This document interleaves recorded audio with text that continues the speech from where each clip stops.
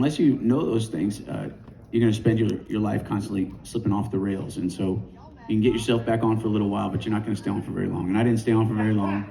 And there was a night where I came home, and she said, I know something, and I want you to tell me what it is. And if you tell me the truth, then we'll have a chance. And if you don't, then we're done. So I'm sitting there looking at her and trying to figure out how I'm going to get out of this one. I'm looking at yeah, that's what I was thinking. Trying to figure out which, oh my God. I snorted. So I've got like a 1-year-old and a brand new baby. And I'm just looking at them, and I'm looking at her, and I'm thinking about my dad, and my mom, and I'm thinking about my grandparents. My dad's parents divorced when I was like 2 years old. And it's just, it was rampant in the family, and it was a cycle that was continuing, and I didn't want to continue it. I swore that I would never get divorced, and it wasn't ever going to happen to me. And here I am sitting on the cusp of that. And I had felt this strange warmth come over me because I couldn't think of a way out. And all of a sudden I just felt this warmth like this, and I've heard this voice in my head, and I kind of felt this light break through the ceiling of the house. And I heard this voice say, just tell her everything. And I kind of like, in my mind, I looked up and was like, everything. So I began. Hours later, a lot more than what she was hoping there would be, I started to feel a relief and a weight lifted off my shoulders from every lie that I got off my chest, and everything that I had hidden from her, I poured out.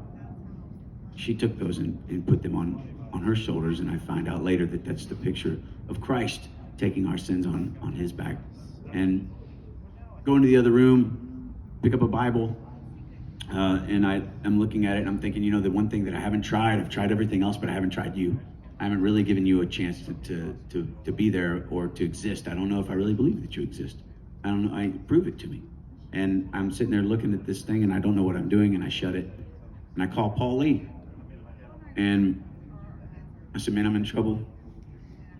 My marriage is about to end, and I don't know what to do, and I need your help. And he said, will you meet with me? He said, yes. So he met with me every Monday for about a little over a year, and he walked me to the Lord. He walked me through the Bible. He walked me through biblical manhood, biblical marriage. He walked me through finding my compass and finding my faith, and led me to the Lord. And I spent years going to Bible studies and men's groups, and that was September 24th, 2012. So this will be 10 years. Quit drinking, quit chasing women, quit doing drugs, and it's been an amazing decade of my life. It's been the most influential decade of my life. It's not to say that we haven't had our struggles still, because marriage is, any of you are married or have been married, takes work, and it's hard, and it's one of the most painful things that you can go through. But I mean, let's be honest, right? It's hard, and the truth of the matter is, anything worth having and anything worth doing is going to be difficult, and it's going to be hard. And so I just think that it's a wonderful blessing to be married, and I want to encourage people that are maybe struggling with something, that don't give up. Don't give up on your wife. Don't give up on yourself, and find your faith, and find Jesus. We get an opportunity to travel around all over the place, and I get to be on the microphone. Sometimes it's like this, and I get to talk to people a little bit more in depth, but sometimes we have the full band, and so we're rocking and rolling, and I don't really want to take this opportunity while people out there two-stepping and honky tonk to bring it down. So I just tell them, you're loved. It's a big, beautiful, amazing love. It's a love that'll never go away. It'll never stop chasing you, and it's a love that you can not do anything to make any bigger. You can't do anything to earn it. And it's the love of Jesus. And I say, you want to talk about it? I'll be at the merch table after the show. And the journey's been really incredible. And we've had 3 more kids since then. We took a trip to Israel, and I've had opportunity to go to churches and different places like this to tell my story. And I don't know if you were expecting this tonight, and if you weren't, I apologize. But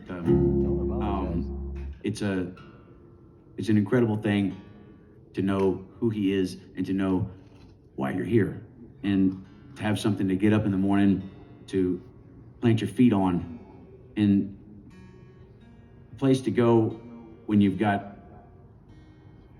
else to go. And I have men of God that God just planted in my life. He put all these beautiful men of God in my life and other families. And I've got this just a bevy of friends that I can call anytime I need them. And I'm there for them as well. And my friendships before were good, but they didn't have the truth and the reality. When I meet somebody who loves the Lord, and all of a sudden the conversation goes from sports news, weather, to right at the heart, like, how are you doing? What's going on? How's your marriage? How's your life? How's your heart? And I love that. And it doesn't take any effort at all, and it doesn't feel uncomfortable. And I just think that's proof. My wife and I, we tried to write some songs together, and we have.